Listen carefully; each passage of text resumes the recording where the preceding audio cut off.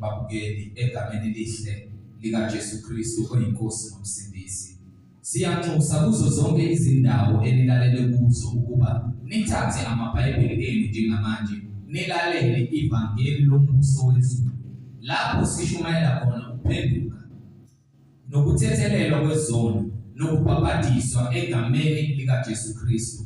Kulabo abalalele abafisa ukubhabhadiswa egameni likaJesu Kristu, nalabo abanemibuzo mayelana neBhayibheli, nalabo abanofakazi uJesu Kristu yena yedwa oyinkosi nomsindisi esezambulile empilweni yakho wakunika ufakazi ukuba uthule kuzo zonke izindlebe ezilalele ezimisele ukuza emgcweleni naseqinisweni ngofakazi bakho. Ukuba nonke nixhumane nathi kule mininingwane esoyishiya njengamanje, ngizoqala nge-email address ethi izwilenkosi.ujesukristu@gmail.com, izwilenkosi.ujesukristu@gmail.com, noma i-cellphone number noma i-WhatsApp number la ningakwazi ukuxhumana nathi khona ethi 066 566 9245, 066 566 9245.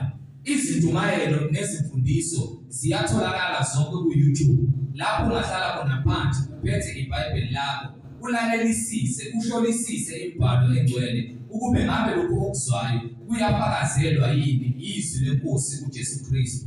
Ku-YouTube uzosearcha uthi izwi lenkosi uJesu Kristu, izwi lenkosi uJesu Kristu. Ungakhohlwa ukusubscribe, ungakhohlwa futhi nokupressa i-notification button ukuze ngaso sonke isikhathi uzoyithola izimfundiso ezipheleleyo ezisiholela eqinisweni nasemgcweleni. Ungakhohlwa nokusharisha i-link nabo bonke abantu baziyo, ikakhulukazi labo ohlanganyela nabo ngaso sonke isikhathi lapho nihlanganyela khona nifakazelana ukuthi uNkulunkulu udale izulu nomhlaba nokuthi uJesu Kristu uyinkosi nomsindisi, ukuze wonke umuntu omaziyo nohlanganyela naye ahlolisise imfundiso ngokwembhalo engcwele izwi lenkosi uJesu Kristu. So ku-YouTube sharisha i-link nabo bonke abantu baziyo izwi lenkosi uJesu Kristu, izwi lenkosi uJesu Kristu. Ake samukele umfundisi uMhlengizondi ozobe sihola ngokwemfihlakalo yembhalo engcwele namhlanje egameni elihle lenkosi uJesu. Amen. Siyanibingelela bazalwane egameni lenkosi uJesu Kristu uNimandla onke. Silokhu sithula bona ubufakazi ngayo imibhalo ukuthi yinye inkosi, yinye inkolo, munye ubhaphathiso egameni likaJesu Kristu. Yena ulungile, ophelele futhi muhle inkazimulo yakhe. Siyambonga uNkulunkulu ngale thuba sipha lona ukuthi sikwazi ukuvuka simdumise khona simavithi sinje. Glory to God. Amen. uNkulunkulu osithandile wasithandela ukusibiza ukuthi size kuye lapho akhona nathi sifinyelele. Uthi ke akekho ozoza kuyena ngaphandle ukuthi ahambe kuJesu, aphile kuJesu kuze kupheleliswe isikhathi sokuphila kwakhe emhlabeni, ivalwe incwadi yokuphila. Ngakho-ke sithatha lethuba sizinikela nalo usizi lethu kuye ukuba asimise, asilonde, asivikele, asinqobele ukuba yena uyindoda eyempi. Uthi kumhlabelelo kwincwadi ya-Exodus esebaweliswe ulwandle olubomvu bese kuba khona ingoma abayiculayo, angazi babeyicula kanjani balwe phansi. So le ngoma le ivezela ukuthi uNkulunkulu uyabathwala abantu bakhe, uyabathwala. Ufika izinkathazo, usizi, izilingo, izikhubekiso, kepha umsindisi wakho uthumela uthi isandla sakhe sihlezi silulile asifinqiwe. Noma intukuthelo yakhe ivuka kepha akamlahli umuntu. Umuntu uyazilahla ngokuflathelisa ubuso bakhe. uNkulunkulu uJeremiah labantu baphendule umhlali wabo hayi ubuso. So we understand ukukhuluma nomuntu obhekelele kungcono bese qala esephendula kanje sekhombisa ungahloniphi. Ukusuke sezohamba uthi ke uNkulunkulu baphendule umhlalo wabo abasaphendulanga ubuso. Lokho usokwesinengiso kakhulu. Ukuba yini ikona lokho kwenza abantu bathethwe baze baphume. Abanye baphuma kanje go reverse. Bahudula izinyawo, badonsa izinyawo. Lapha kwincwadi yamaRoma ngiyatholisa incwadi yabaHebheru sahluko 12 sahluko 10 amshayishe ngifuna lapha kuverse kusukela kuverse 31 sahluko 10 kusukela kuverse 31 ngikhuluma ngalabantu abaphendula umhlalo wabo nalabo abahudula izinyawo ukuba ke ngifuna uqonde ukuthi njengoba kuthiwa uyasindisa usindisa labo abakhalayo kuye. Incwadi kumaHebheru isahluko 10 verse 31 kuyasabeka ukuwela ezandleni zikaNkulunkulu ophilayo. Kuyasabeka ukuwela ezandleni zikaNkulunkulu ophilayo. Okusho ukuthi ukulahlwa nguye okuhlungu ukuba uma efika ezokulahla noma ezokwahlulela uyena kuphela namandla okwahlulela umuntu ngokusemthethweni. Thina umsebenzi wethu ukulahla isono. Yona umsebenzi wethu awulahli umuntu. Sidila nesono. Eyisho futhi yona lencwadi yabaHebheru sahluko 12 ithi masilahle bonke ikhuluma ngesono. Ngalokho ke nathi lokhu sinefu elingaka lofakazi. Njengoba sinokubaba lobufakazi obungaka lusikhakileyo. Masilahle konke okusindayo. Okusindayo. Nesono. Nesono. Ngidila nesono esithandela kumina. Esithandela kangaka kithi. Size sinamanje mina ngithi mzalwane basoba. Isono sokulimaza. Hallelujah. Isono sizokuvimbezela udile sokuwela ezandleni zikaNkulunkulu kabuhlungu. Yeka uhambo lwethu olungaka mzalwane. 10 years, 15 years, 20 years. Uloku ungena nje endlini yesonto. Uloku uphuma, uloku ungene. Khona lokho lwabantu abagcina sebekhola bengasaziboni bona bendwe isonto.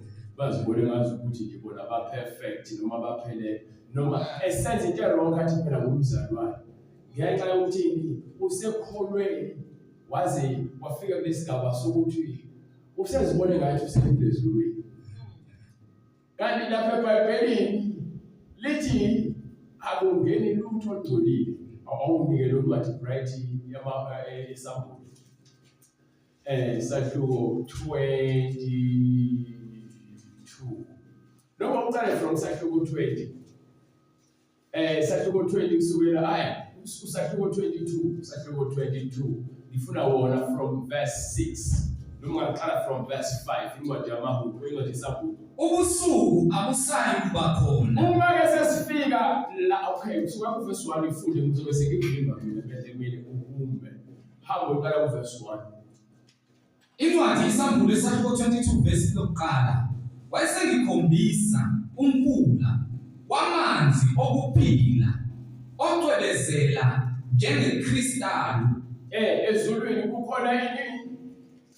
Amanzi okuphila acwebezela njengekristali. Elinye lamanje lelo akhona engakaze ngilibone kepha sengingaze ngafuna izithombe sengibheke lento elikhasimula kanjani. Crystals. Kuweka uvela esiqalweni sobukhosi sikaNkulunkulu. So konke lokho kuvela kuphi? Yabona bazalwane izinto eziningi lesizinikwa emhlabeni. eNkulunkulu azakhile ngamandla akhe zikamoya. Njengoba zikamoya nje wena ungabe soyifuna le kuyibona njengoba kukhona inkazimulo ekhanya ukudlula ilanga. Lisho khona ivesi eJuda lithi inkazimulo ekhanya idlule ilanga. So uvezwa lokho ukukhanya kwaNkulunkulu methwa siyophila kuloko kukhanya bazalwane. Lapho khona ngasekho langa kungasekho ukuthi u9 ekuseni ngikhathele namhlanje lapha hlezi kukhanya kusemini ukuphila okuphakade ngoba akusaphili inyama, akusaphili inyama, sekuphila umoya. So lento sivezela abazalwane ukuthi lokho esitshela ukuthi akusekho ukuphila kwasemhlabeni okungadlula ukuphila, akusekho. Lokho esikuphilayo abazalwane sesiyalwa, silwela ukuthi siyofinyelela kulesa sigaba lesiya sokuphila leya mpilo leya ekuthiwa kumele siphile abazalwane. Ngakho ngithi waqala wakholwa waze wajwayela kabi. Uthi uNkulunkulu kuKhayini athi-ke indaba yokubala ebusweni. Awucabangi nje ubaba wenze kahle ubuzokwamukela imisebenzi yakho. Athi uma unganakile isono simimnyango siyaqoqoza unamandla wesibili. Nami ngisho njalo ngithi ungalingi ujwayele uNkulunkulu kabi. uNkulunkulu nje akufanele simjwayele kabi. Isitha vele sifuna lokho ukusho engqondweni yakho uzwele ukuthi usumngane uNkulunkulu noma usungenza. Lalela uthi uJesu ningabahlobo bami ngoba lokho ngifuna ukuqonda. Awuyena umhlobo kaJesu ukujwayela kabi. Umhlobo kaJesu ngoba ulalela akushilo bese ukwenze akushilo. Kumele ithi iBhayibheli ubekezele kuze kube segcineni, akusho ukuthi indleleni yenza umathanda. Makwenzeka wenza umathanda uNkulunkulu esakhuluma nawe usathola ithuba, shisekela wenze njani uphenduke. Ngoba lento le yokujwayela uNkulunkulu kabi ivezwa abafundisi abazenza abangane uNkulunkulu. Umfundisi nje avela nje ngibe nephupho la ebusuku ngalomoya uNkulunkulu wafika kuphela wathi manje mhle ucabangani ngendaba yokuthi abantu besifazane bagqoka amabhulukwe wathi mina uNkulunkulu angiyiboni inkinga phela kumele uzokukhonza ngenhliziyo wangibona inkinga washithi uNkulunkulu okay mhle hayi kulungile-ke batshele ukuthi bagqoke ngendlela abafuna ngayo kepha bangikhonze. So uyabona ukuthi ngizenza umngane noNkulunkulu. So sengiyona uNkulunkulu uthe ngitshele abasifazane nibahle nezinzipho zenu nenze amakhanda enu nifake amabhulukwe kepha uNkulunkulu ngamkhohlwa. Sihlobo sisendini bebahle uNkulunkulu ukhulumile nami. Sikhohlakala ujwayele uNkulunkulu kabi uzonijwayeza kabi. Ithi incwadi-ke lapha kwincwadi yaseKorinte ngizokufuzisa-ke namhlanje ngifuna usheshe futhi. Incwadi yaseKorinte 15 from verse 33. Ngifuna leyo ncwadi leyo ukuthi umfundisi wakho umejwayele uNkulunkulu kabi nawe ujwayele nomfundisi ojwayela kabi kwenzakalani? Ningakhohliswa ukujwayelana nababi konakalisa ukuziphatha kahle. Ukujwayelana nabantu abakhohlakele konakalisa ukuziphatha kahle. Yayizwa loo nto leyo. So hlezi ngitshela abantu ubani okhuluma naye, ujwayele ukukhuluma nobantu, ubani omlalelayo. Ungamazi uNkulunkulu uzolalela bonke abantu leminyango bekutshela inhliziyo zabo. Sekuyabe manje lonke manje ithi umfundisi wempilo umngane uNkulunkulu wabona uJesu amchaze ngale ndlela leBhayibhelini nawubona ungempela kwabonayo emva kwalokho besaphambanisele izwi. Ekubeni iBhayibheli lisho into elishoyo amina njalo ukuthi lithi iBhayibheli noma ngabe ingilosi ephezulwini ezofika izofaka esinye isifundiso la ngabe ngoqala ekusikweyo. Amen. So lezi zinto lezi bezalwane zokuthi sivezele izinto ezingale ngokukamoya sikhona ukuthi zikhona nami ngiyafisa ukuya khona. Akhathana ukuthi usathana ngakubekani phambi kwakho uthi umbhalo kwincwadi ya-Exodus sahluko 15 awugijime bright ngiyofuna ufukuze ngokushesha kuphela. 15 verse 1, come on. Base behlabelela uMose nabantwana baka-Israyeli leli gama bethini bekhuluma bethi ngizakuhlabelela kuJehova ngokuba uphakeme kakhulu ihashi nenkweli yakho ukuphonse olwandle. uNkulunkulu ngalesikhathi ungayiboni indlela ungazini lutho soculile esonweni usubambekile ungazi kwenzakaleni noma isilingo noma ukuhlupheka noma ngabe yini ukusingelwa sewuvimbelekile. uNkulunkulu uyena okusindisayo awusindiswe. uJehova ungamandla ami nehubo lwami. uNkulunkulu ungamandla kabaningi Ami nehubo lami. so hayi ukuthi amandla ami ngoba wenza lento efunwa yimina, ungamandla ami ngokuba ithemba lami likuyena. Waba yinsindiso kimi. Uyini? Waba yinsindiso kimi. Uyinsindiso kulabo abamethembayo. uNkulunkulu usindisa abantu abamethembayo khona kwazi ukuthi ukuthaka. Azi ukuthi abantu laba abafusa uphinde emuva eGibhithe bayesaba ngokuba vele into esenza sibe buthaka ekukhonzeni uNkulunkulu ukwesaba. Ungamali isaba ngizokwenza njani? Angikhokheli rent ngizokwenza njani? Angikhokheli school fees ngizokwenza njani? Uthi uNkulunkulu ungasabi ngokuba ngeke ngize ngikulahle. Uthi kholwa ngethembe. Kukuphi umethemba uNkulunkulu kuthina? Osinqobelayo othi udlulile esimeni uzibuze ngidlule kanjani angazi. Uthi kepha yena ungumsindisi, ungumvikeli, unguNkulunkulu wami. unguNkulunkulu wami. Ngizakumdumisa. Ngizokwenza njani? Ngizakumdumisa. So okholweni lethu ukwethemba kuphela uNkulunkulu into efunakalayo. Yebo, umlando kusho bethemba uNkulunkulu sifike isimo siqale sikufaka amanzi emadolweni. Ushintshe manje umcabango. So uqala manje ubikela abantu usizi lakho. Uma ufika kumzalwane wakho la uzothi asikhuleke. Uzocasula umuntu ongakhona uzothi ngicasuke, uthi ngiloke ngikhuleke. Kwalo umtshela ngomkhuleke yabona kusosikhathi somkhuleko manje. Ngalesikhathi kwisikhathi somkhuleko. Yena usewuphemeza ukukhuleka ufuna umuntu ozomtshela indlela ezomsiza manje.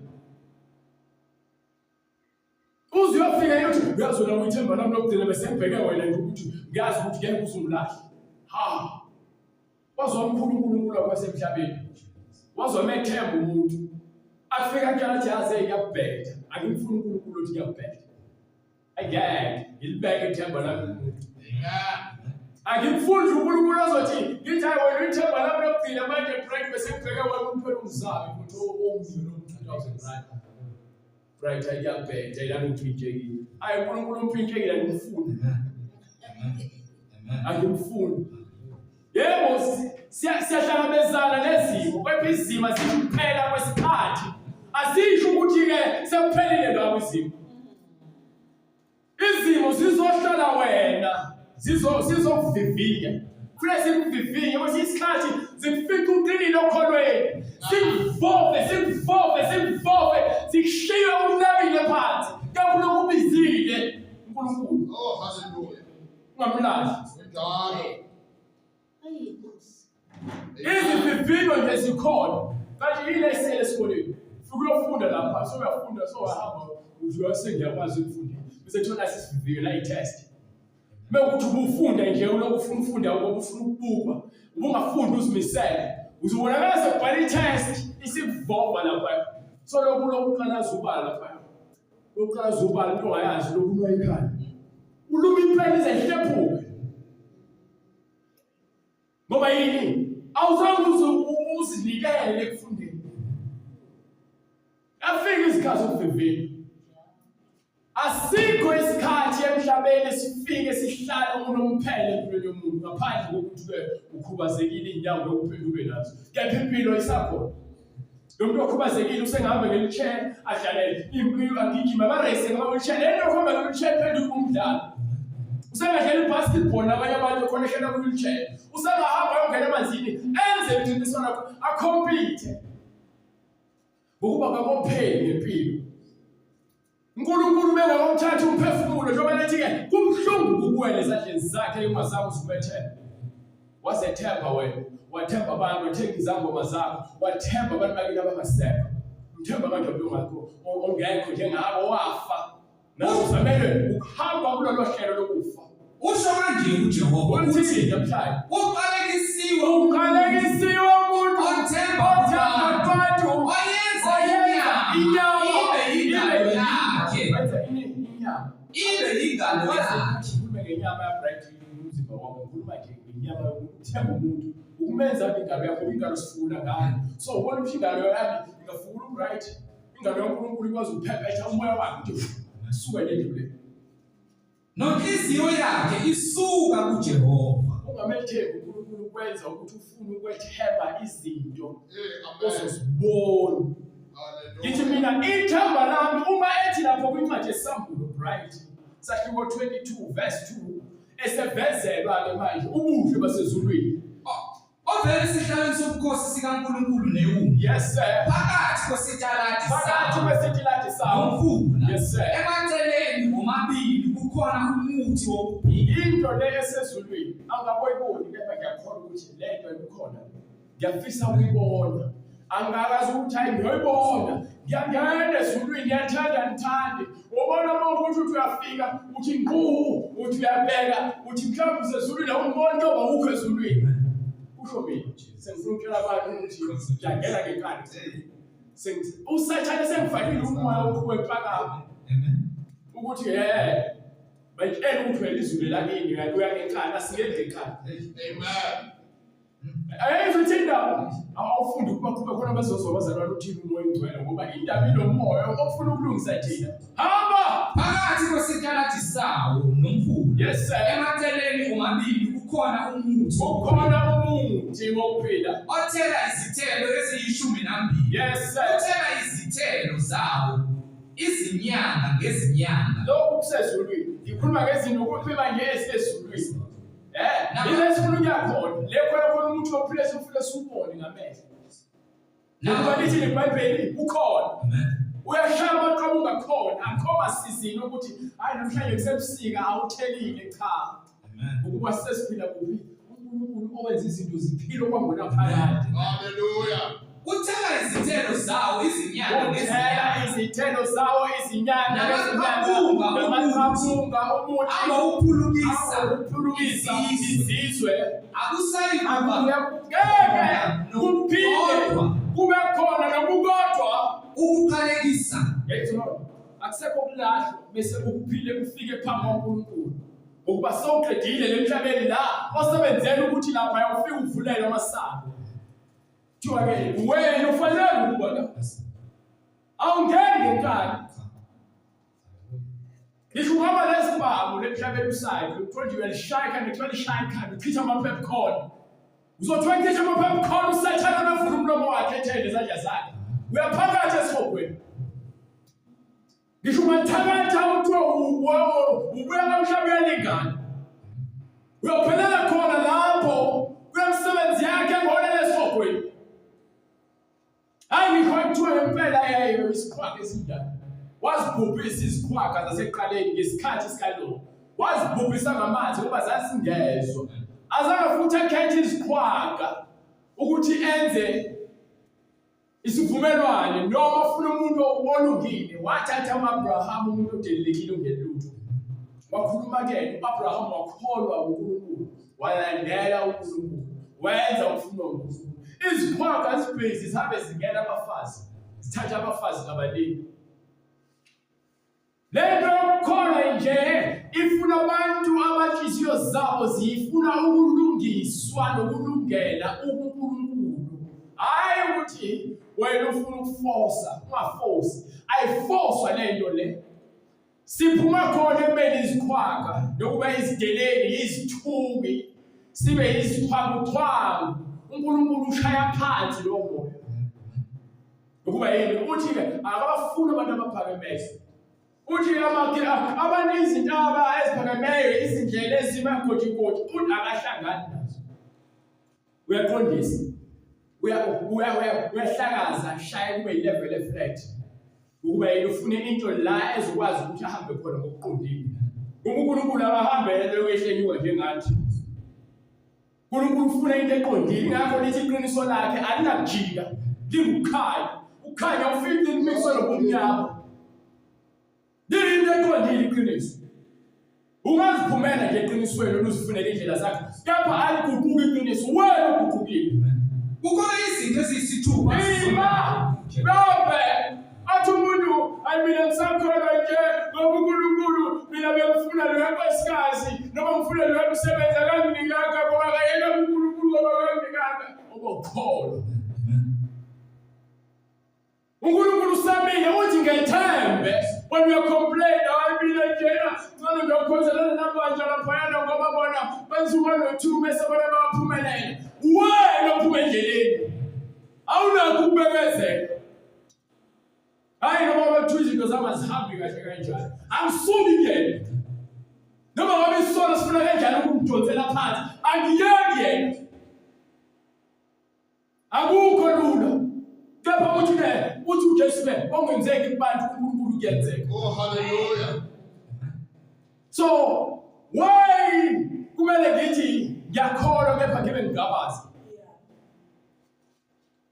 Ukwesaba akuzi noNkulunkulu. uNkulunkulu uthi-ke mesabe uJehova ugcine imiyalo yakhe. Akasho ukuthi-ke saba okubi bese uyakwenza. Cha, uNkulunkulu nje akazakhiphe umuntu omngcweleni. Ithina abantu esethe izinqumo zokuphuma emngcweleni. Ithina abantu abathatha izinqumo zokufuna ukumixa noma ukuxuba uNkulunkulu nezinkanuko zethu. Amen. Hayi bonke ukhona usafaka into emzimbeni wakho uthi leyo nto iyakuvikela noma ikwenza ube muhle. Usaweak, usayiground noma inkundla kaSathane. Amen. Kumele ukholele ukuthi uphelele. Mawungakholeli ukuthi uphelele uzoloku ufuna izinto ezoloku zikwenza ukuthi uzizuphelele. Yabona nje mase ngibe nale moto ayingabe ngiphelele. Yabona nje mase ngibe ngabe cha awakopheleli. Umpheleleliswa ile yakho uzovuma ukuthi lele kuyiyona uNkulunkulu benzile. Ngisho bakakuhleka bathi umnyama, umpofu, ubomvu, unomlomo otekile, unekhala entutshile, wakhoba. Phela ukuhleka nje ukusebenzela uSathane. uSathane umsebenzi wakhe ukusimangalela. Ukuze afake umoya wena ukuthi ungabi nokweneliseka ngendlela uNkulunkulu akwakhe ngayo. So uloku ekutshela nje lokho ekuhlebela ngezinto eziphambene. uNkulunkulu udale waphelela. Uthi-ke yena umbumbi esinye isitsha sakhe sideleleke esinye sakhe sithi yena wakhila angazi ngakho ngokuba mina benguNkulunkulu ngabe lonke nginakha ngendlela efunwa yimi futhi ngithi ngibe perfect ngale ndlela engizothi bengibuka. Kepha uNkulunkulu yena le yakhe ingaphezulu uqonda kwethu. Kepha nemhlabeni hayi uyisitudla esingaka yini ube isitudla njengoba isilele indaba zakhe kanjena sibalisa imbambo waye umnyama umbuze nanje umnyama ungeke uzumshintshe Unandaba. hlangana phuma kumina lungisa indaba yakho noJesu. Amen. Siza lokuhamba wehlulela abantu uphakile. Uhlanganaphi? Buyela lapha ubanike. Incwadi eSamusi. Akusayi kuba khona nokugodwa ukuqalekisa. Isihlalo sobukhosi sikaNkulunkulu nesewungu siyakuba kuwo. Isihlalo sikaNkulunkulu nesewungu akakhuluma abantu ababili ukhuluma umuntu oyedwa. Kuyacacisela ukuthi uNkulunkulu newungu bahlala esihlalweni esisodwa. Hayi ukuthi bahlalisene umuntu uhleli ngapha, omunye uhleli ngapha cha. Sihlakuliweyo ubuso bakho basawabalakazi nomhlaba awubanikele ufuna ukumvezela into mazalwane.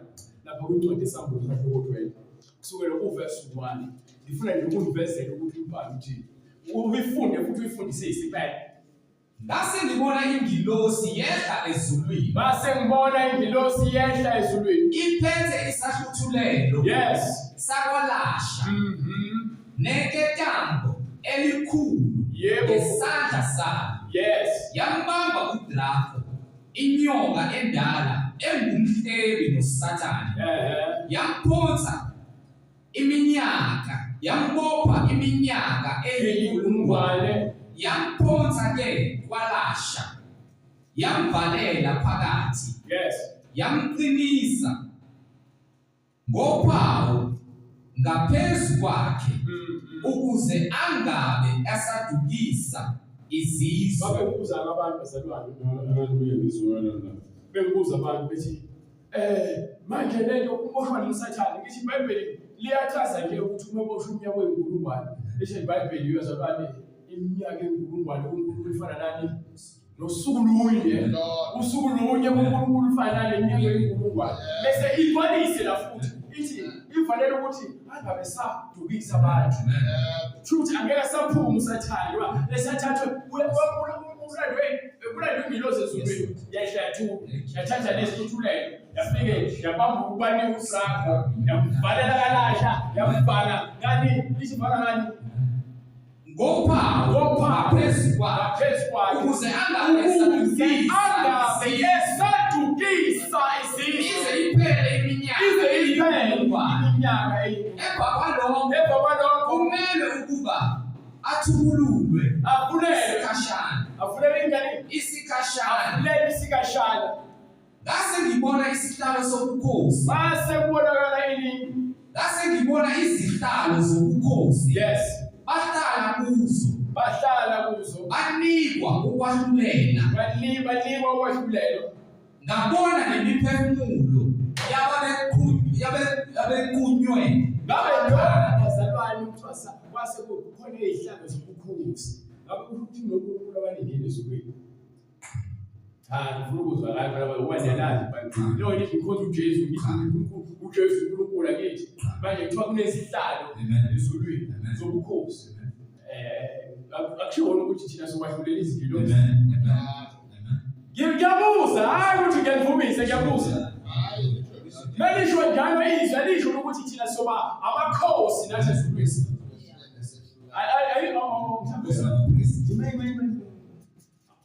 obanike ilo incwadi usahluko 1 yawo lemanje nosahluko futhi kulozana u2021 lokuyala u21 kepha manje ngifuna unginike usahluko 1 kusukela kuverse 4 ukuthi senziwa ini uJohane kuwo amabandla ayisikhombisa ase-Asiya makubekile umusa nokuthula kuvela kuye okhona nowayekhona nozayo nakomoya abayisikhombisa abaphambi kwesihlalo sakhe sobukhosi nakuJesu Kristu ufakazi othembekayo izibulo labafileyo nombusi wamakhosi omhlaba kuye osithandayo nowasikhululayo ezonweni zethu ngegazi lakhe nowasenza sibe ngumbuso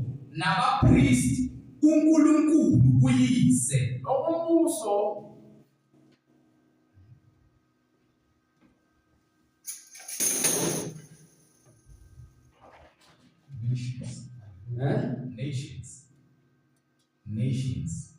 nations yes okay sibe isizwe awuphinde ufunde nowasenza sibe ngumbuso nabapristi kuNkulunkulu uyise uma ufuna igcwaliseke yabona ukuthi kids hayi utho wena nations ubona umbuso nations ngiyakhuza njalo utho kwesibalo 6 okay ke ngesingisi bazalwane sizoyifunda ngifuna sibheke le nto bazalwane ukuthi bayithisele kanjani ngoba mina lo engikushoyo ngikwazi ngesingisi ngokwesizulu ke bazositshela uthi ke uBright lithi ke ngesizulu imibuso so mina ngithi ngelesingisi lithi amakhosi kepha ngizosho ngesingisi nami ngizofunda la incwadi isambulo sahluko 20 kwesahluko 1 uverse 6 ithi and had made us kings and priests ubhalwe phansi angezi lento ibhalwe phansi khona ufuna ukuyibona dluliselana bazalwane ukubona ingathi ngiyafunda into yasinda wasenza amakhosi nabapristi uverse 6 wasenza amakhosi so abafuna ukushethengisa lapha yayizwa lona uma usebonile kule Bible lesingisi nesizulu ndawonye it's called okay indaba yela ekutheni ngifuna uveze labo bazalwane ukuthi yini isikhathi kube mnandi iBhayibheli ukuthi sisazi ngale ndlela so thina sizokwenziwa amakhosi nabapristi uNkulunkulu ngoba kuthiwa kunezihlalo lapha izihlalo sibekelwe abantu abazobusa lapha ezulwini noNkulunkulu noma bazobusa ngaphezulu kwaNkulunkulu bazobekwa njengabantu abanqobile phela abanqobile kuba ukudla ifana lezizimo inike incwadi loluza 21 lapha nakhona siveze lento le sahluko 21 kusukela ku verse 5 wayesethi ohlezi esihlalweni sobukhosi bheka yenze konke kube kuhle konke bazalwane kusazoba kuhle Hallelujah. wathi loba ngokuba lawo amazwi athembekile aqinisile wayesethi kimi sekwenzekile Alpha Omega ukuqala nokugcina omileyo iyakumphuzisa ngesizwe emthonjeni wamanzi onqobayo uyakulinda ifa laleso zinto uthi onqobayo uyakudla ifa elibekelwe labo ababiziweyo ukuthi badlule kuleli esibhekene abazalwane sibhekene nini yasathane lemhlabeni osibekela abantu umnyama wokungazi ofuna sonke siphile ngezinkanuko zokungazi manje ke thiwa thina sesambulelwe lento le sayiphila kwaze kwaba sekupheleni kwakho konke bese ungobile wena unqobile ngokuba ukwazile ukugcwalisa izwi loNkulunkulu emhlabeni la usathane kubekela khona izikhubekiso kubekela izihibe efuna ukuthi wena ubambelele konoxhaka besono nezinkanuko ezahlukahlukene eziningi yakho uNkulunkulu athi bambelela kimi lento yokukholwa akumnandi ukuyishumayela kumnandi ukuyiphila ukuyishumayela nje kumsebenzi okuyambula labanye abantu bona bezobona bakhuthazele kepha into abalekile ukuyiphila lento le ukuba uthi uyithwe ikhuluma usathana athi ngizokubamba wena utshela ukuthi hayi abantu beshumayela usathana kamthinti namanga uyazifikela kathatha njengoba kuthiwa nomphosoli nje kwafika kwathukela ifa nemhlaba lo ncwadi leyo incwadi yesibili ifuna nizwe bazalwane incwadi yesibili waseKorinte sahluko hayi yaphosisa awubheke usahluko 11 incwadi yaseKorinte sahluko 11 so when I go verse 12, right? I'm going to verse 12 to verse 9. No, I just put it. Sahluko 12, verse 9. Bengaphosisi. omunye incwadi yokuqala kwaseKorinte sahluko 12 verse 11 verse 11. Yeah, ongibhekelela. kepha konke incwadi yokuqala kwaseKorinte sahluko 12 verse 11 kepha konke lokho kusetshenzwa ngumoya kuyena lo moya munye Qhubeka. ebabela yilo nalo ngokwakhe njengokuthanda kwakhe Qala lo umthetho yowesibili 2 Corinthians. Come on.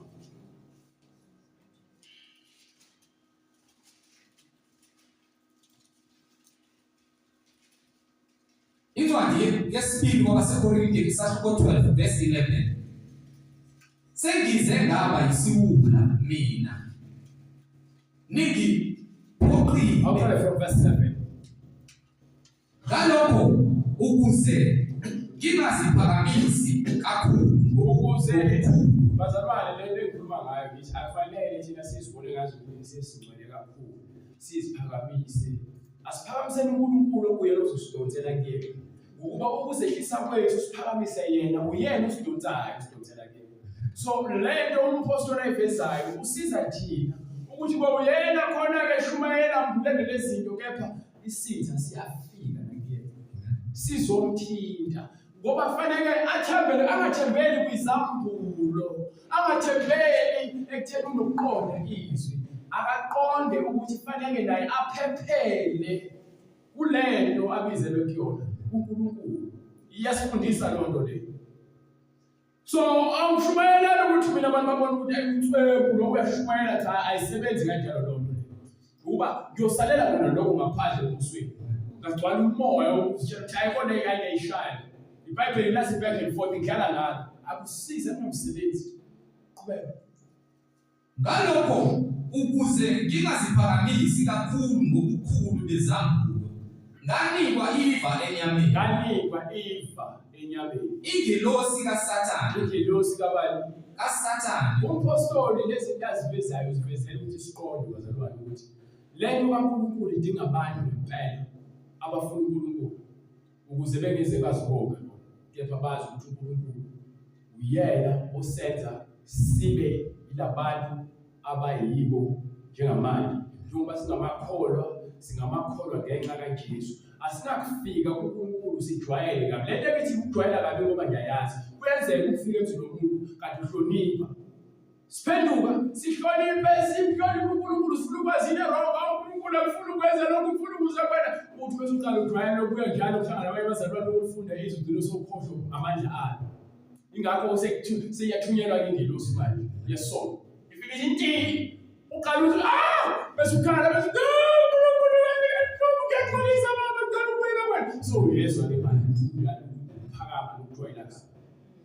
Ungumvikeli wakho uma uzakuyena uzithoba. Lento yokuzithoba iyona lento esenza sibe ngabantwana bakhe. Amen. Hayi lento leyo ukuthi ke thina nje sibantwana baNkulunkulu sinethempeli, sinemali, sinezimoto la ekhaya ngekho ohluphekayo. Hayi mina nabasathane ngamatekisi. Ukuthi nje ninakile. uNkulunkulu ungalinde nje umthobe ngezinto eziphathekayo. Ngithi mina asilwele ukuyala phezulwini. So indlela yesolwini lithi iBhayibheli ke lapha kuncwadi uqala kaPetro 5 verse 7 noma verse 6 iqale nje from verse 5 iqale yehlise lento ekuthiwa inyama. Yehlise lento ekuthiwa inyama noma umdala noma umncane. Ifuna nje ukuqoza ukuthi ke basoba ngoba le mpakamo le ibiza uSathane. uSathane uphakamisa akaphakamisa kamnandi uSathane. uSathane akathatha kanje uzibona ukuthi wena uyaphakamisa bese fika lapha phezulu lapho uwe kanje wakabuhlungu. uSathane ngobabili ephakamisa ngesikhathi ephakamisa kakhulu usuke zokujedela bese kujejelile nje uzwe ukuthi cha yabona nje uSathane akakasasa kujabulele ngoba yini ufuna ukuphakamisa yena kunezokulimaza. Ngeke umuza uNkulunkulu ithini incwadi ke Incwadi yokuqala kaPetro isahluko sesihlanu verse 4. Yes. Kuyakuthi nxa esebonakaliswa umalusi omkhulu niyakuzuza umqhele wenkazimulo ongabuniyo. Shasha. Ngokunjalo nina abasha, nina abantu abasebasha, thobelani amalunga, hloniphani amalunga, kepha nonke yembathani ukuthobeka. Nonke yembathanini ukuthobeka. Sonke simele thina ngeke ngana sifunda ukuhlonipha. Amen. Lemono leyo mahloniphi iqala yini vele? Amafoni. Qala yini nge-TV? Kunezinto esizithandayo ezenza abantu bangahloniphi. Uthi wena umuntu uyamzama phela kodwa ngeke azadlebeleke. Yabo ngesikhathi uthi umzama ngento ezomenza ukuthi wena uzama ukuzincengela kuyena ngento ezomenza adlebeleke, kusasa uzobe ungahloniphi ngayo. Nangu phela usumthengelela ifoni ngithi. Nangu usumthengelela i-video game. Uthi akufuna gcwala umfazi. Awumthengele iBhayibheli, akadlala iBhayibheli. Wamthengela ama-video games. Seyidlala video games usembiza kanjani sakho usuyistep.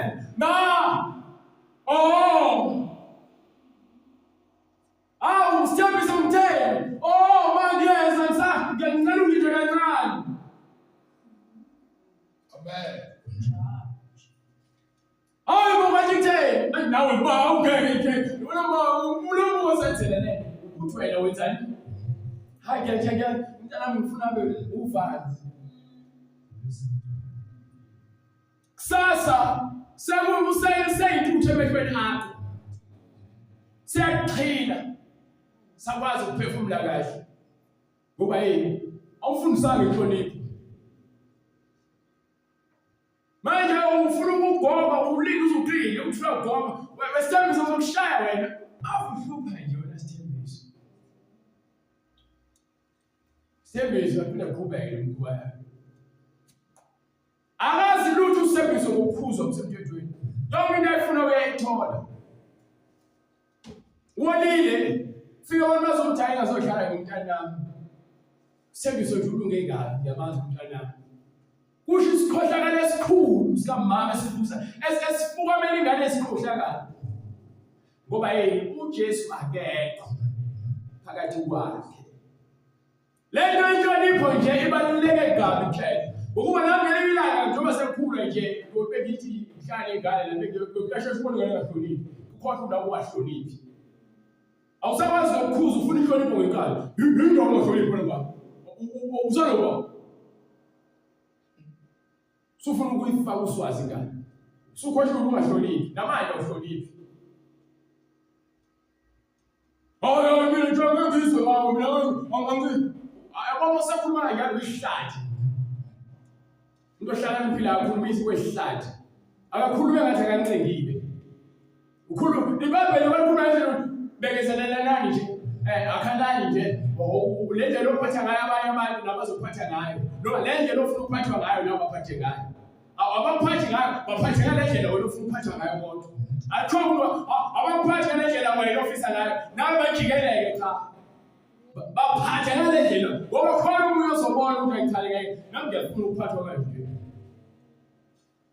so lento le uNkulunkulu izinakhe ngelingamandla okuphila kulabo abanenqondo uyasitshela ke isibula siyakuzonda ukela into nje ehlakaniphile iyakhula ehlakaniphile bese lokho ifune njalo ehlakaniphile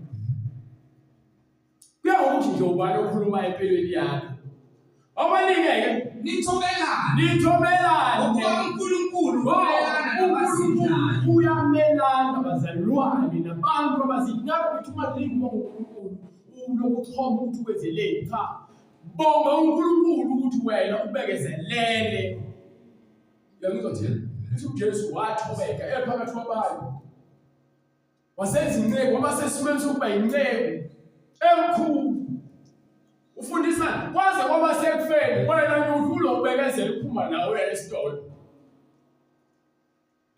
olungujwele kabi ngiyamthwala kabi angithathile nje ngiyakhola ukukhola kodwa nje indawo yensana ngike emhlangana bangibhedeli mina ukufuma phansi manje kahle mzalwane yashisulaka mzalwane bese isikhathi dinga ukuthi uvele uthule ngokuba ukukhuluma kwakho kungehlisa isithunzi sale mpilo ojwayelekile ethi wewe umsenzisi lo siyamazi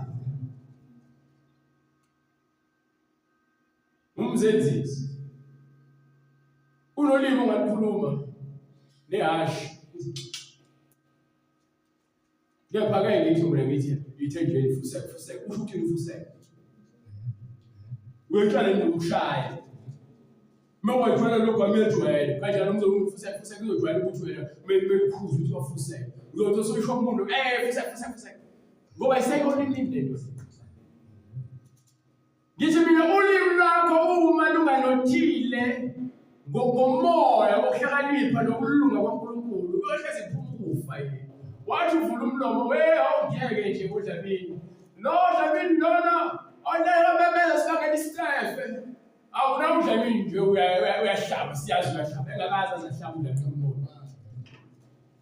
ngoba yini ulimi lwakho nje ligcwele inkohlakalo ufile uhamba lithi iBhayibheli yasifunde ukuthobelana bese thini ke kepha abathobekileyo ubapha umusa labo abazibhakamisayo abafuni uNkulunkulu hayi ukuthi uyazama akayifundi into eziphakamisayo usathane wakhisho ukubona ukuziphakamisa ezulwini akanandawo so nabo noma empakama uNkulunkulu akakufuni uzoba indodana kaSathane baningi ngalokho sithobeli phansi kwesandla sikabani bright sikaNkulunkulu sikabani isandla kumele sisithobele ngaphansi kwaso na sikaNkulunkulu esinamandla sona sandla lesi kumele sisithobe ngaphansi kwaso esinamandla ukuze aliphakamise uyena athi esifanele uNkulunkulu masiphakamisa yena bese sidonje njengozibuthe esidothela yena ngoba uyena ophakeme kuphela akukho nokukodwa okudaliweyo emhlabeni okuphakeme ngaphezulu kwaNkulunkulu uthi ubheka izulu hayi ngeke ngaphezulu kwakhe uthi isihlalo sakhe uthi ubheka ilanga uthi nakhiwe uyena ayikho into ephakeme ngaphezulu kwaNkulunkulu so phakamisa yena dumisa yena Nikho konke okuyikho ithi uNkulunkulu eliphakeme ungathobeli abantu uNkulunkulu wakho. Mbonge uNkulunkulu. Kahle xa uNkulunkulu wakho abantu abafunde uNkulunkulu wena. Ungakhohlisa abantu ngoNkulunkulu. Ukuba ithi leyancwadi Bright and Thankful uverse 18 22 verse 18 sazoqhubeka. 22 verse 18 22 verse 18 ikhuluma nabantu abathomayo bethi nabantu abalokhu befuna ukufaka ama-spice ezintweni zikaNkulunkulu. Abanye bafuna ukukhipha bathini ingcebo yezwi likaNkulunkulu.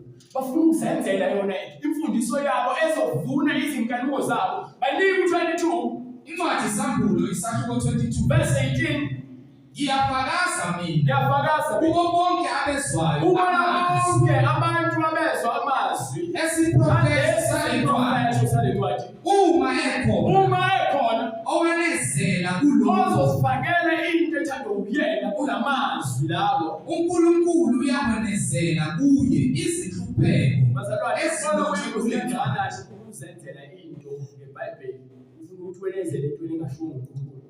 Niyabona kuyingozi kangakanani kanjalo ufuna ukususa futhi uma asenze mathematics asishayo 1 + 1 uphuma equal to uzu-add asenze futhi minus la no subtraction ukuze kususwe kusale lokho no la kunjengoba mawubala izinamba awusho ukuthi 1 + 1 + 3 + 4 1 2 3 4 5 izinamba zikondile wafaka uplus zifika ku100 kuyobe sekusho kuthiwa -0 minus equal to 0.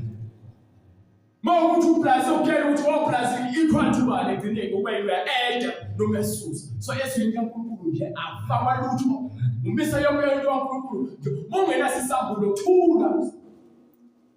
Ngoba ezinye izinto zifuna ukwambulwa, ezinye izinto ziyafundiswa, ezinye izinto nje zikhona njengoba ziqondile.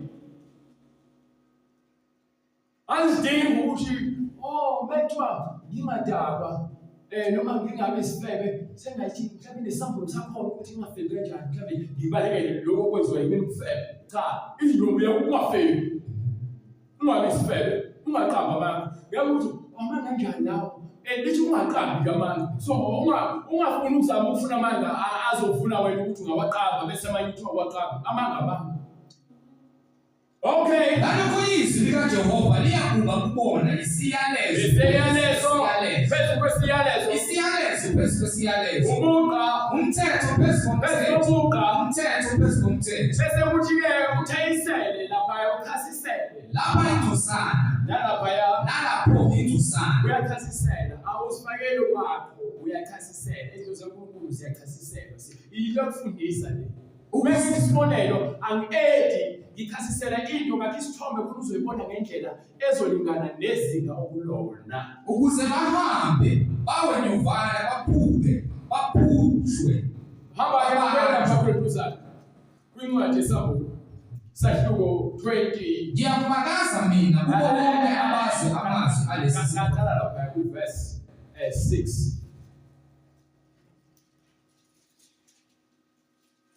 yayisithi kimi lawa mazwi athembekile aqinisile nenkosi uNkulunkulu wemimoya yabaprofethi uyithumile ingilosi yayo ukuzikhombisa izinceku zayo okuzakwenzeka masinyane bheka ngiyeza masinyane ubusisiwe ogcina amazwi esiprofethi salencwadi ogcina ini amazwi bazalwane kufanele sifunde ukugcina amazwi esiprofethi salencwadi. Mina Johani nginguye owezwa nowabona lezi zinto. Yes. Kuthe sengizwile sengibonile ngawa phansi ukuba ngikhuleke phambi kwezinyawo zengilosi engikhombisile lezo zinto. Wayesefuna ukuguqaka umnumzana uJohani uMosoli. Wayeguqa endaweni wrong kakhulu. Asiguqeli ezinye izinto bazalwane. Besikhuleka yini? Ngikwazi ukuthi Gabriel afuna ukuguqa kuba ngesaba. Oh Gabriel ngilosi kaNkulunkulu ngicusele. Akubizi ngilosi ngithi nje uNkulunkulu wena egameni lika Jesu. Konke ngikwenza egameni likabani? Angikucele yini? Ngisho kuthiwa nabo umuntu uthe ngizokunika nangu 5 million losoguqa la. Ngiyothi cha hamba ushona. Hamba ushona 5 million. Phela sikuqisa ke ngenza hlukene. Hayi kululeka sina sonilethela abanye abazalwane shiyani program nohlelo lokushumayela. So gcwala izihlalo. So fika simfane futhi onika nje no 10 million. Yabona nje ngishumayela basifuna abantu banje phela abantu badobeka ithi kuthiwa ngabadobi mina badobe kuphela. Manje bese kumele siqamba amangaki manje. Hayi uNkulunkulu uthozani njalo futhi kuhlala njalo uNkulunkulu uyathanda. Nina nje ngabantwana abakhethiweyo ngabantwana bokhosi namakhosi asezulwini. Sisho kubafowethu behlale bebambekile ematshwaleni. Mina lapha ngibhizi ngikuqhudwa ile mali ngoba ngicela uSathane umbambele ngincane ngakhona umbamba efike ngaphelelwa ushayini akwazi ukuphefumula. Ngihamba ngemoto ebizayo. Babona ukuthi ayibusisiwe le ncebo la uNkulunkulu igcobile. Ugcobo leshobolo ukuthi uNkulunkulu uzokudlulisa empilweni. Awuzokuhlala nje ulimali ungelayo imali engenayo ungayezoza kwena. Uzosho manje uNkulunkulu akekho la ngoba imali anayo namanje. Awuphindile awulali nje. Unayo imali yokugcoba. Ukunyaza nje kwethu ayisenyaza. Amen. Ayisendelele. Khona sithi yakholwa. Umoya wami ukhali. Ukumakhelwane. Beke wena. Beke isimo sakho. Awusukhala manje umlobosi kanti wayi mina ngilesimo. Cha ulesimo ngokufanele wena. Bese ngekho wena sibe kuba. Hayi umuntu usibe lawa bangakholwa. Unamanga. Bese bekwana ngqo. Wayefuna ukusithumela wasuka uNkulunkulu abona ukuthi bangakholwa futhi bashipheke. Asibasobheki. Hayi asifanele bright ukufundela encwadi bese siyabhala.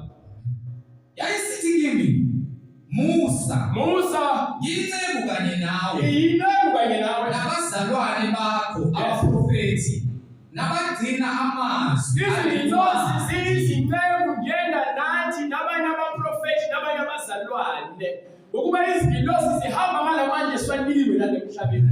Thina sikhuluma nabantu ngqo kepha ngamandla kaNkulunkulu. Nazo sifika ngokumoya kepha zihamba ngamandla kaNkulunkulu. Izingilosi. Amen. So ayingilosi nazo thina lise ibuze kwencwadi yaMahebheru usiye kube yini umuntu ngazabashe. Uthi wamenza wamncanyela ngishona ngabe usesho kuJesu qobo lapho. Wehlisa uJesu wazomlinganisa nabantu. Ngisho ingilosi sifisa ukwazi ezinye izinto thina esizifundiswayo esizaziyo. Isho njalo encwadi yaThimothi. So bazalwane thina sikithola umusa ngoba thina sidaliwe lapha kwakhiwe ezulwini kwadalo kakhulu kakhulu.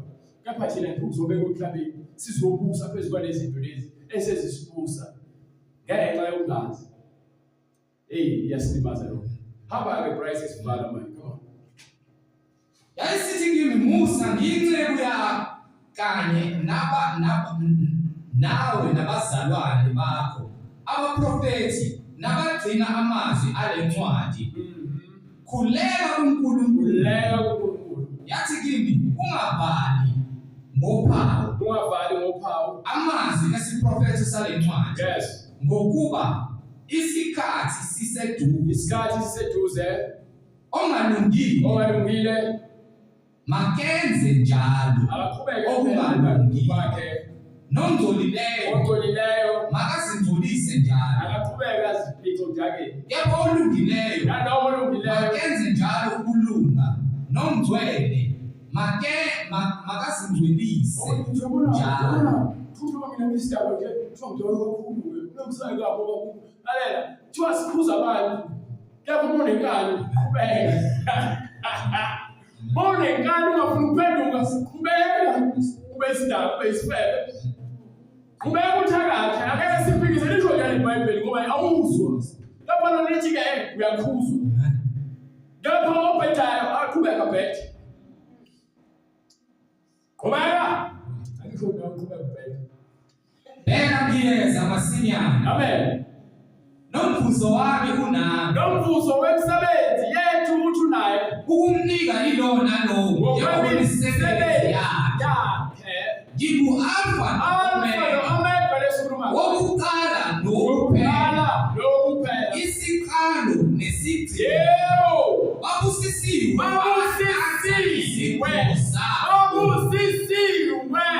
abahlanza izipho zabo ukuba bathole ilungelo labo. ukuhlanza izipho zakhe hayi bezozigqokile ukuzigeza lapha start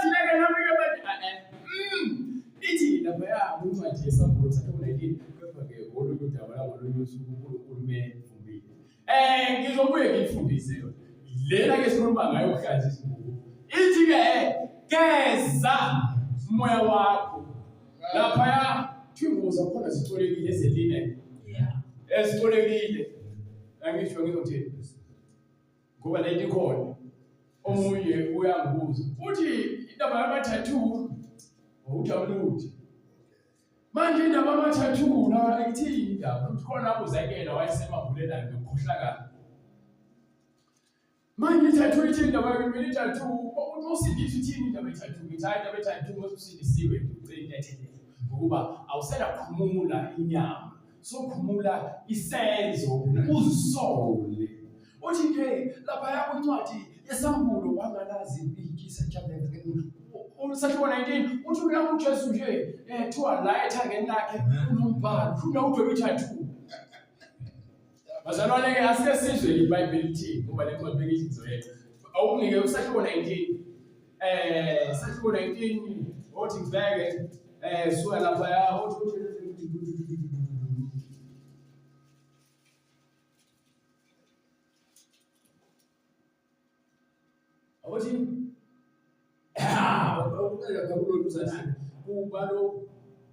verse 10 qala verse 10 Kase ngiwaphansi incwadi isambulo Isahluko 19 verse 10. yes Kase ngiwaphansi phambi kwezinyawo ukukhuleka kuyo. Yayisithi kimi ingilosi lo ezigugulisile yalaqondi na unesimo sokuguqela ingilosi engaqondi bese ithini ingilosi kuyena yayisithi kimi Musa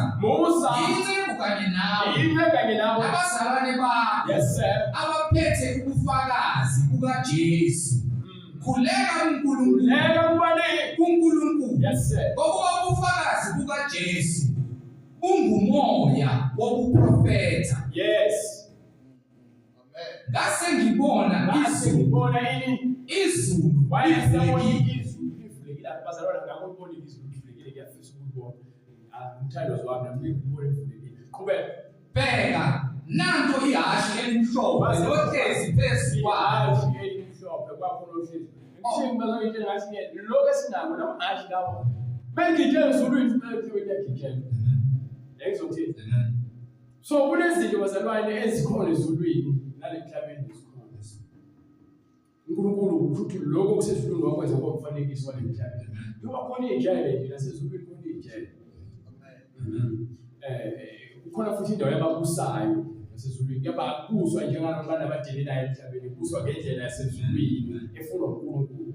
Wayesephuma-ke lowo ogibeli ihashe elimhlophe nohlezi phezu kwayo obizwa ngokuthi othembekileyo noqinisileyo ukuthi uJesu uyashlala bengalake igqabe kahle le ndawo uJesu uyashlala okay uyahlulela alwe ngokulunga amehlo akhe angamalangabi omlilo yes sir nasekhanda lakhe kukhona imiqhele eminingi unegama elilotshiweyo unegama elibhaliweyo elingaziwa muntu alaziwa omunye umuntu nguyena kuphela. Bazalwane ngifike ngesimisa ukuyona incwadi yesabhulo kepha ibaphe right ngifuna ukuvezela ukuthi le gama leli lithi le gama leli bazalwane into siyomthatha banike wembethe ingubo izona bazalwane thini angithi izona lo omunye ukuthenga nge-tattoo.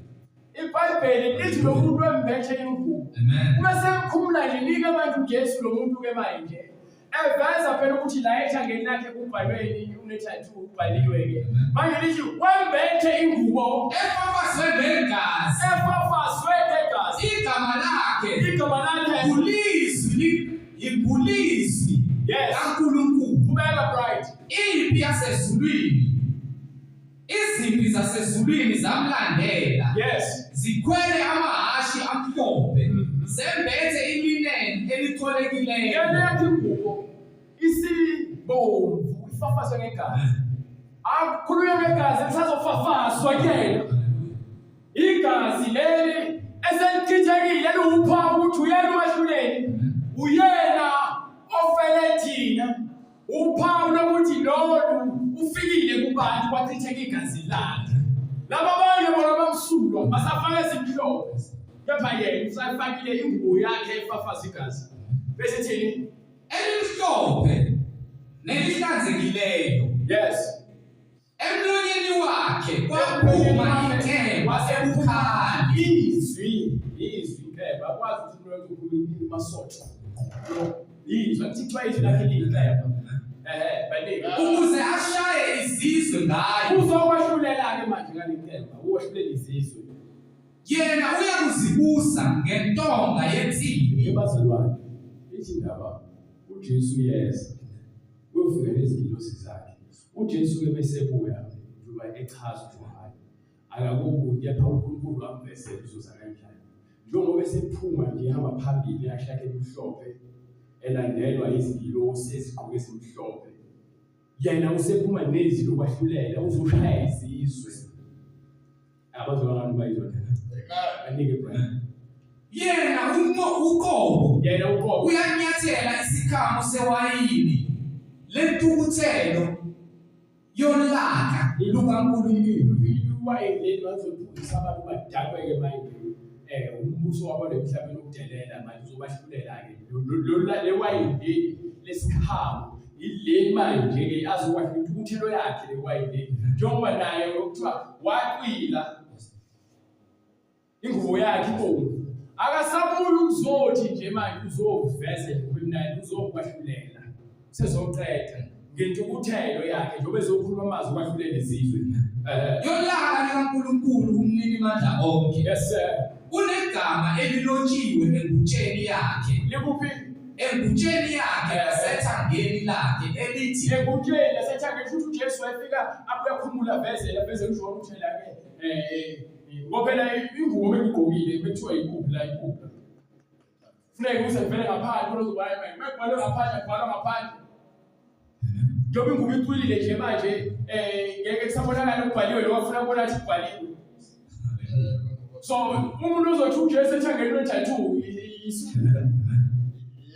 hayo umuntu uthi le-tattoo la yabo i-tattoo yabo myaza izandla ezitheka nje athi yabona manje ngiyakholwa nami izandla ezitheka zisho ukuthi ngisho ungazidweba lemzimbeni isigcwala umzimba ngisho ungakhotha amavesi ebhayibhelini wadweba emzimbeni awasho ibani ebalulekile nje ukukholwa ngenhliziyo akho ukuthi sizidwebe bese sikholwa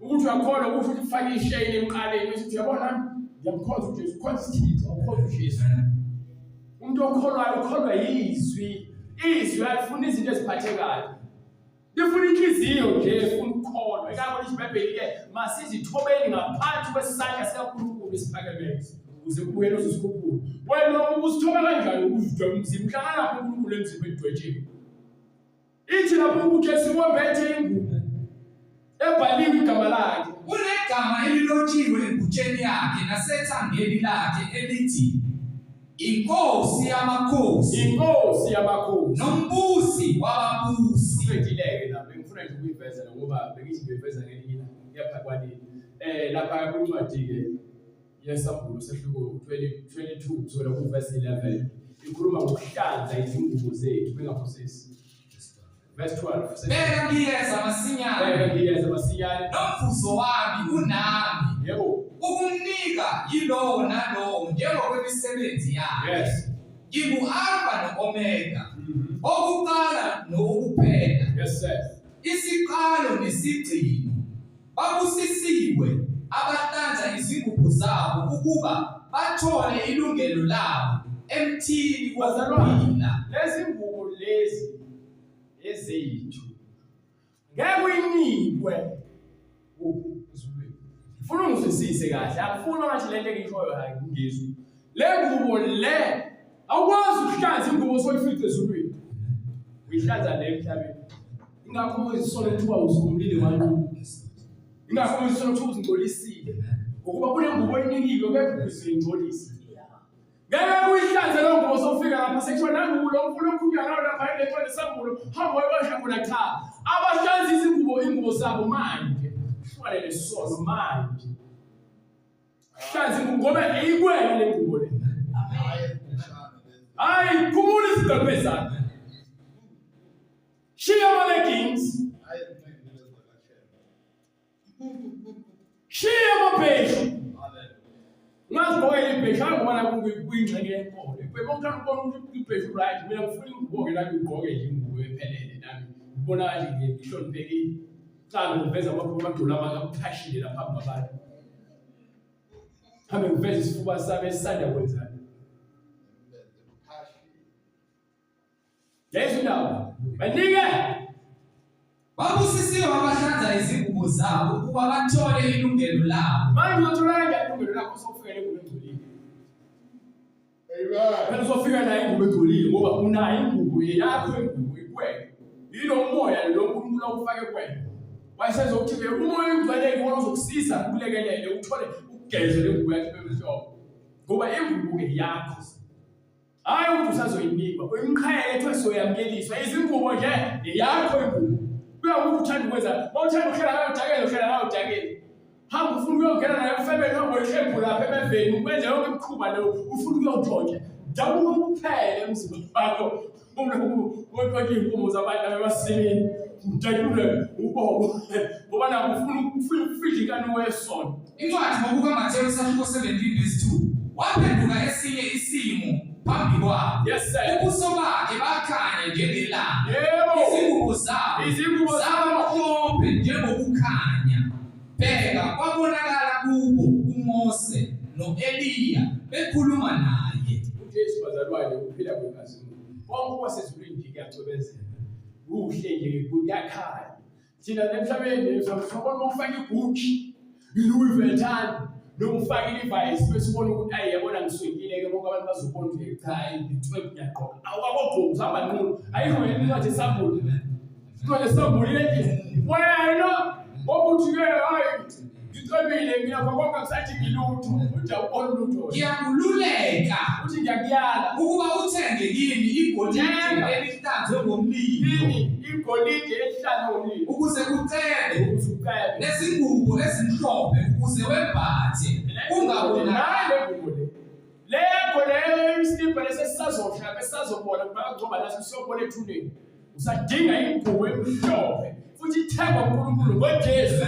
Kungabonakali ihlazo lobuze bakho. Ihlazo nani? Lobuze bakho. Ukwenza isono, kwenza wena ube umuntu nengubo emhlophe neyakhululwa. Ingcole futhi. Ngokuba isono siyinto ehlambalaza umuntu. Hayi bright singright sengiyabonga ayibambe. Seside lesikhathi, sephelile hour. Angithandi ukuthi kule hour unless. Okay, incwadi esambulo kwesisivala ngayo ethi ehlambululani ingubo zenu. Asihlambulule ingubo zenu. Bazalwane siyahlambulula ingubo njalo. Lethi iBhayibheli uJesu wathanda ibandla lakhe waze waligeza walihlambulula ngesigezo samanzi yeyezi ukuze azimisele ibandla engasolekile engenasihla nambili. Ufuna nje sibe ngabantu abahlezi bevuma ukulungiswa. Mawungafuna ukugezwa, ungafuna ukusolwa, awuqualify endlini kaNkulunkulu noma emuzweni wakhe. La endlini kaNkulunkulu la kuyalungiswa la. Usuku nosuku nje kuyalungiswa. Amen. Ayikho lento ukuthi hayi namhlanje abazalwane ngeke ne right kakhulu ngeke sishumayele. Shine and touch uswazi, faka uswazi. Kamoya kodwa hayi uthi lesishaya abantu ngempela uthi nomuzwa umbona lo ubizokhomba noma yesona ufaka uswazi. Lezindawo banika imatshe zanje. Masihlanze izingubo zethu. Yenze unembeza wakho njalo.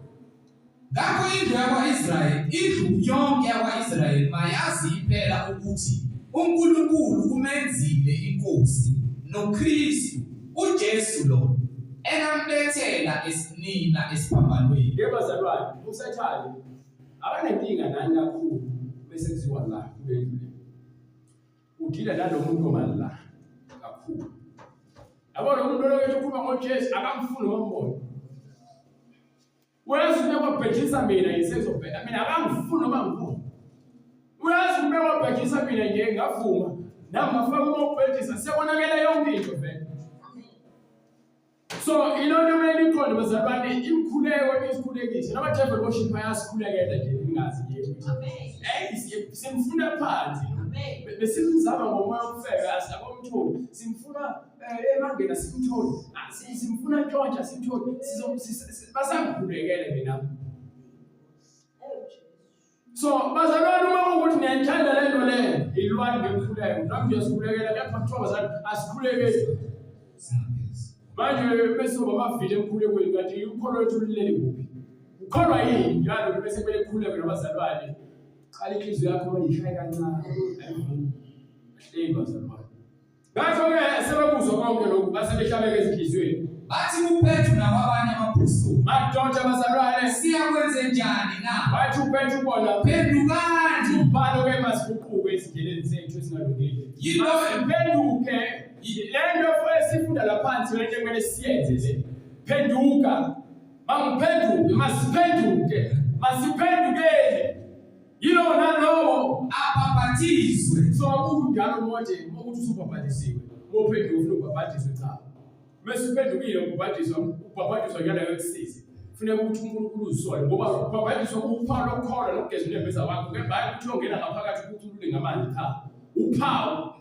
Ngoba noNkulunkulu esivumelwano ukuthi ngizoneka nina kubhixana igazi. Uphawu nesinye uphawu. Esingasho lutho ukuthi uyabhekisisa kepha uNkulunkulu uzisho uphungu bese usuphawu. Mekuthiwa siye phenduka ubhabhatiswe egameni likaJesu Kristu ukuze kuthethelwe amacala akho. Khona niyakwamukeliswa isiphiwo sikaMoya Oyingcwele ngokuba isithembiso ngesenu nesabantwana benu. Esaba bonke abakude bonke inkosi uNkulunkulu wethu eyakubabiza. Wayesefakaza ngabanye amazwi amaningi ngoba yena wathini. Zisindiseni kulesi sizukulwane esiphambeneyo. Iyona nkonzo ekuthiwa isifundiswa kwapostoli. Iyona nkonzo le. Lento esho iBhayibheli iyona yonke angifuni ukuzifakela ngoba lithi iBhayibheli egameni likaJesu Kristu ngithi mina hayi egameni lenkosi uJesu Kristu cha. Ngifuna ukusho lokho kusho iBhayibheli kuze ngingazi ubani nokuzilahle ngithi hayi kusala ngithe egameni lenkosi akusho njalo iBhayibheli. Lithi egameni likaJesu Kristu. Mekuthiwa egameni lenkosi uJesu uzosho njalo futhi egameni lenkosi uJesu. Kuba yini ubhaliwe uzobhabhatiswa egameni likaJesu Kristu noma egameni lenkosi uJesu ubhalwe kanjalo. Angifuni ukuzifakela mina ngoba ngicabanga ukuthi hayi nalokho kusawuyela cha. Ngifuna ukwenza lokho kusho uyena. Baba prophet nabapostoli kuphela ukuze nami ngizobona ukuthi ngihambe endleleni yabantu ebehamba ngaphambi kwami. Egameni likaJesu Kristu kukho ukuthethana kwezono zethu. Kufanele siphenduke sibhabhatiswe. Uma nje sophendukile noma useze ukuthi lento iyalimaza lento leyo yokuhlela uhlelo phenduka nje bese ufuna ukubhabhatiswa. Noma ngabe eSouth Africa uNkulunkulu uzokuyeza indlela sofika kwena sizokufaka emanzini egameni likaJesu Kristu. Ukuze nje uphile impilo efunwa iBhayibheli hayi umphile. Phuma kumina uma eceleni ungibukele lapha bese ubheka iBhayibheli likubizele endleleni hayi ukuthi ulindele mina ukuthi ke uzokwenzela ubona ukubuka ngqozele mina uzothi sokuqela mina bese ngithi mina hayi. So abafuna ukubhabhatiswa ke bayakusithinda imininingwane uyayibona ku screen, the email address, the phone number, WhatsApp noma isifonela kokubili.